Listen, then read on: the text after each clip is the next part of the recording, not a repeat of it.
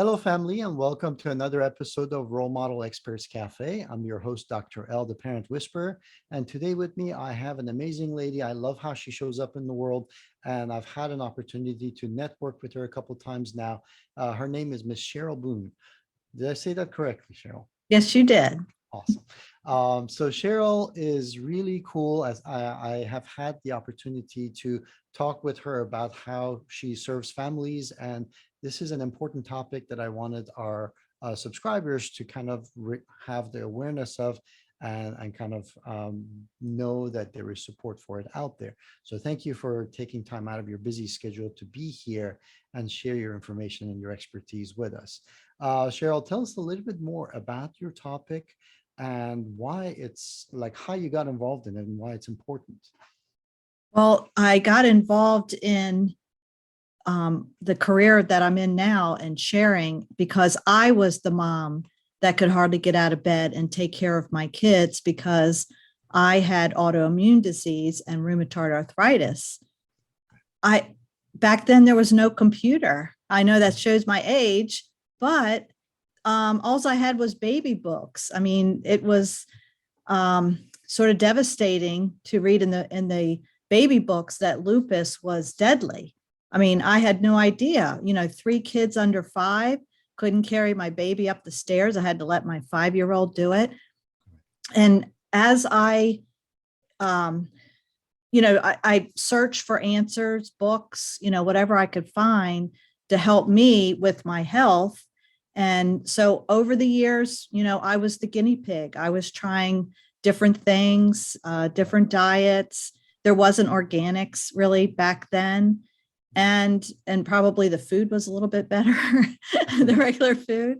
But when I got into learning about toxins and cellular health, it kind of rang the bells to, wait a minute, the doctors are not telling us this. They're giving us medicine, they're medicating us, and then we're taking medicine on, for the side effects. And I just felt like instead of helping people lose weight, to help moms and, family members learn how they can better themselves. Our body was made to take care of itself. And because we're an overload. We've got toxins coming from all areas, the environment, the water, the foods, and we're not being educated enough on where these toxins are coming from and how to get them out of our body. Right. So I actually wanted to mention this quickly for our audience members because it's important for them to understand this aspect, especially in this particular field that you're talking about. Number one is that when you go to your general physician for a specific symptom, many times they don't have a good referral to a rheumatologist, for instance, to send you to. They're in short supply to begin with. And then, like you said, although there's no substitute for when you need medical care, many times the rheumatologist is going to give you things, and the nature of some of these conditions you're talking about tend to be inflammatory in nature. So as a result, if you have an inflammatory lifestyle, having the rheumatologist add to your list of medications and stuff puts extra burden on your body that can create even more inflammation. So yes, there's a need for the medicine, but yes, at the same time, you need to make sure that you address these other factors that we're about to talk about. And toxins, I mean, anything that basically your body has to process becomes a source of inflammation, a source of stress, and then your body has to utilize energy and resources to deal with it, right? So, yeah, and we're not just the toxins coming in and our bodies having to fight it. Some of our systems are weak that we can't say, like people are taking vitamins, our system can't process that. Right. There's just so many different things that the gut health and kidneys and liver and all that stuff. So with me having autoimmune, I have to make sure that I work on my immune system. And, that was like over the years working on my immune system so I wouldn't get sick. And I would be able to take care of the kids. But doctors they have very little nutritional education when they're going through their medical degrees. And that's because they're pushing the pharmaceuticals, and they're telling you to eat right, eat a balanced meal, but you don't always understand where the toxins are coming in your food, in your water, in your environment, in your house. Right. So and it's an important factor to also remember it, because I have also seen the reverse of this, in the sense that there are people who decide, all right, you know what, we're going to take the toxins out. But just because you take something out doesn't mean that, just because you don't have symptoms because you took things out, doesn't mean that your system is now functioning perfectly. You've just taken things that aggravate. And yes, that's important, but it's also equally important to make sure your system is strong enough not to show a reaction as well. So that's something else. And there are toxins that are very hard to get out of your body. Right. So you can work on the cellular health. They say like downstream, meaning your neck down, but the toxins in your brain, especially the mercury from the amalgam fillings, is hard to get out of your brain. And that's one of the things that it contributes to dementia and Alzheimer's. So, I'm the guinea pig, I'm going through the process of the detoxing as well. And, I just felt like I have to share it. I have to help other mothers. Right. And that's actually what I was going to come back to, is that many of our audience members are parents. Parents are usually busy. They don't have time for themselves, but at the same time, trying to run at full speed, which is very taxing on your body, really weakens your immune system, weakens your nervous system, and actually your immune system and your nervous system are closely related. So if you're fatigued mentally, guess what? Your immune system is going to be affected by that as well. And with the kids going back to school and bringing things home, that. So we had COVID now, a couple of years into COVID, and in your experience, especially post-COVID, what has been your experience as far as people who are coming in? What are some of the challenges that you see when people are looking for help with autoimmune issues? Oh, well, the first thing is people don't understand that there is a cause. There's a root cause to why they get it. And, it could be a virus. It could be a trauma. You can't get rid of the problem until you find out what the root cause is.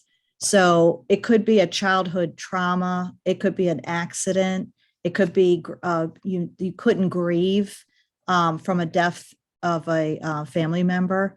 And it could be, there's viruses and different things out there.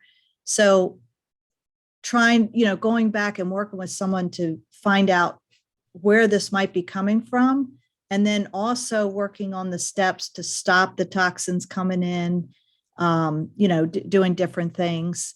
But, a lot of them are like, why me? Why me? My husband doesn't understand. I'm depressed. I'm anxious. All these things are going on, and they have to understand that it's very hard for people to understand. My husband at the time did not understand. He worked long hours. He said, well, when I get home, you're fine. I said, yeah, but I worked 12 hours to get my hands going and,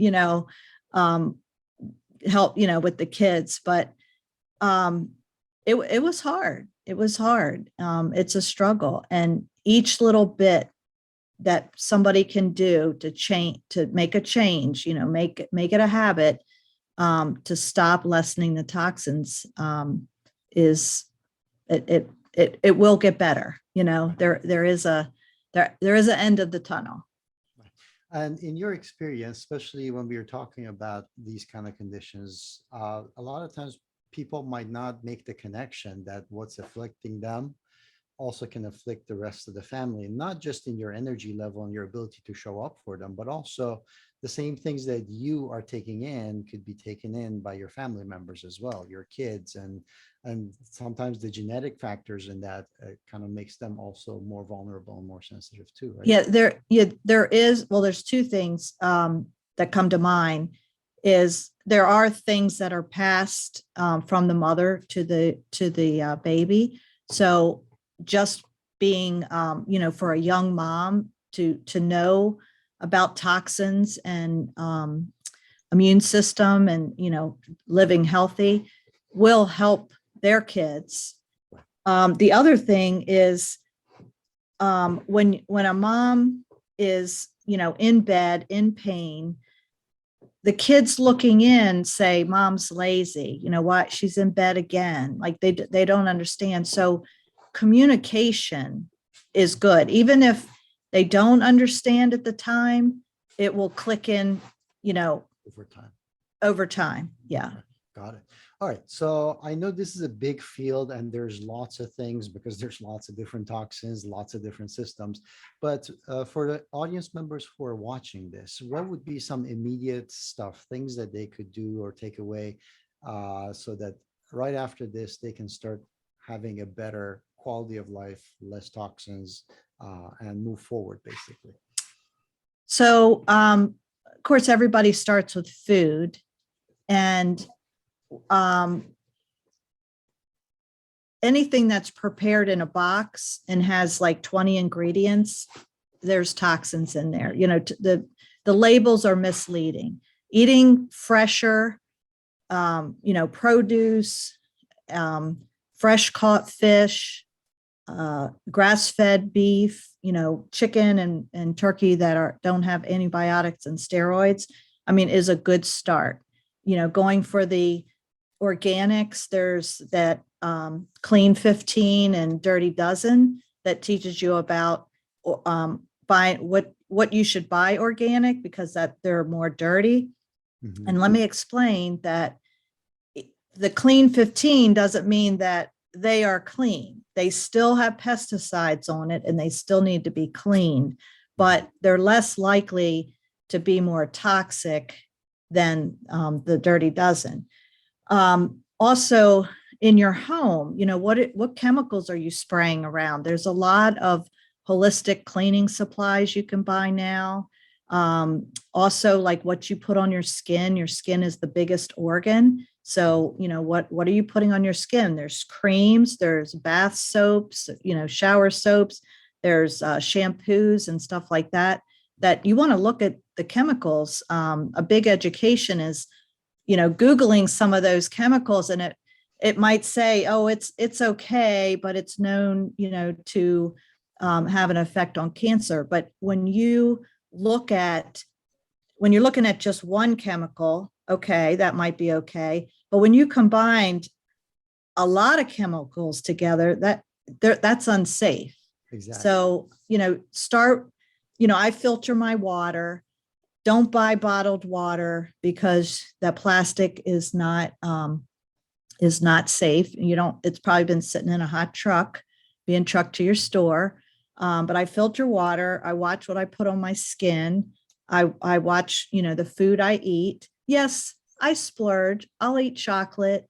I'll have ice cream from time to time, but it's not a daily thing. You need to regiment. And people on, that are not feeling good and pain tend to eat, to satisfy their pain. But if you look at, there's a whole, I want to get into all these foods and recipes, but there's a lot of stuff that really tastes good that you could snack on that wouldn't, have you gaining weight. So that's, mainly is, what you're bringing in the house, what you're eating, what you're putting on your skin, and also the cleaning, And, for and, cleaning and clothes. and I wanted to actually bring this to people's attention, those people who have pets. Many times you don't realize this because you're thinking, well, they're not going to eat it. But the reality is that the surfaces that you're cleaning with the chemicals, many of the pets groom themselves later on with their mouth. So if it's getting on their paws, if it's getting on their coats, then what ends up happening is they're going to lick that off and ingest it basically. So you have to kind of keep that in mind, that it might not be direct contact, but you will be getting indirect contact in that Right. exposure as well. Right. Right. I actually, where I am right now, I feel like I didn't see what happened, but I feel like a truck might have had a oil leak. And it was cleaned up with, it looked like sand, but it looked like sawdust. And it was Mhm. like, I'm not walking my dog down that street, Right. So we avoided it because I didn't want them to get anything on their paws. Exactly. Exactly. Cool. All right. So that's one step as far as products and things that are coming to the house and what being mindful of what we're using. Mhm. And then what are some of the signs and symptoms that could illuminate the fact that, hey, you know what I'm having is not just a headache, but there's actually something else going on that might be more relevant, or it's not just a rash, but actually a reaction, something like that. Right. So how do you determine these things? Yeah. And, it's a shame in this day and age that we go long periods of time thinking that, oh, I'm just getting old, that Right. I'm just going to have to deal with this pain. No, you don't have to deal with the pain. Um, when brain fog has been brought up a lot, and it could be from, what's going on with the viruses and colds, but you should not have continuous brain fog. Migraines are a lot of times are just migraines and headaches are because of stress and dehydration and people not drinking enough water. You should be drinking half your water weight in ounces a day. And if you exercise, it's more. Um, and there's lots of remedies like that for that, as far as like peppermint oil. um, the you know your body is talking to you, to saying, hey, I need some help. And it Mhm. may come in your knee, it may come in your shoulder, your elbow, your back. um, your organs and your teeth and your spine are all connected. And you might have a problem in a tooth that doesn't show up, but you're having a problem in an organ. Somehow the body is able to tell you, what's going on. Right. And But it's also the weakest link seems to give you the most symptoms. yes, Yeah. yes. um, yes, the weakest link. So I have a saying that says, listen to your body when it whispers so you don't have to feel it scream. And people wait too long till they feel like they have this big problem and they go to the doctor. But just looking at your diet. You were asking about like symptoms. There's all kinds of symptoms. A body ache. I mean, when I got sick, I had the rheumatoid arthritis, which was all in the joints. And then it felt like a virus or a truck ran over my muscles. Mm. So, it was in both things, but that was me. That wasn't what everybody has. I mean, there's just so many different things. And if you don't feel energetic, I mean, a lot of people, they don't have energy, they can't sleep at night. When we sleep, we detox, or we have a whole body cycle of detoxing, in 24 hours. And when you don't sleep, you're interrupting a detox cycle of your system. So it's best to get a good night's sleep. And if you're not, then look into to see what's happening that might be making you wake up at night. Yeah, I remember when I was in practice, that was actually a big challenge. We had a couple of people with Lyme's disease and chronic fatigue and fibromyalgia. And one of the biggest challenges was figuring out a way for these people to get adequate rest so that their cellular functions could get back to normal. So it's very difficult, and it's a big part of repair and healing. So absolutely. Yeah. So Cheryl, I know that this is a very fascinating and broad topic. How can people find out more about you, connect with you, and gain some support? Yes, I'd love to talk to you. I have, I give away my time a lot. I have a 30, free 30-minute or more discovery call, which you can find the link on my website, CherylBoone.com, just spelled just like my name. And on LinkedIn, I'm Cheryl A. Boone, if you want to see some of my posts. And I have a women's group that's Optimal Wellness for Women, and a reversing autoimmune disease secrets that I've just started. It's an open public Facebook group that, you can get some ideas and secrets to how you can help, start reversing. And I am working on a 6-week boot camp to really handhold people, through a process to get them out of this. I have a little device that is it's called Galvanic skin response, and you put your hand on it, and the software talks to the skin cells in your hand, and that tells you what's going on in your gastrointestinal tract, your detoxification, your immune system, and your hormonal system. And it's a good way of narrowing down, like, do you have toxins, mold, fungus, all that, where are you getting it from? It's an incredible software, which, we run a basic scan, and then we run a more advanced scan as we go along in the process to try to narrow down, what toxins we need to get out of the body. But I just actually talked to someone today on a free discovery call, and you just never know what comes out of my brain. I just have so much stuff in there. Very cool. Well, I'm going to invite our audience members to check the description box. The links for connecting with you are there. I encourage you guys to go ahead and do so and connect and seek support, and also teach the kids that it is okay to ask for help as well. And the more connections you have, the better off you're going to be. So that's something that we want to role model for our kids as well. So do that. And thank you, Cheryl, for taking time out of your day to be here and share your expertise and your experience with us. Any final words before we finish today? No, I just, my heart is into helping people. And, when moms can get educated more than I was able to get educated back then, it just helps the whole family. So yeah, you're not alone.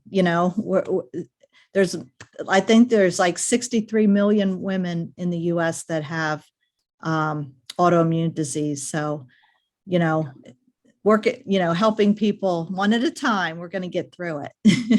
Absolutely. Thank you. Thank you for being here. Yeah, thank you.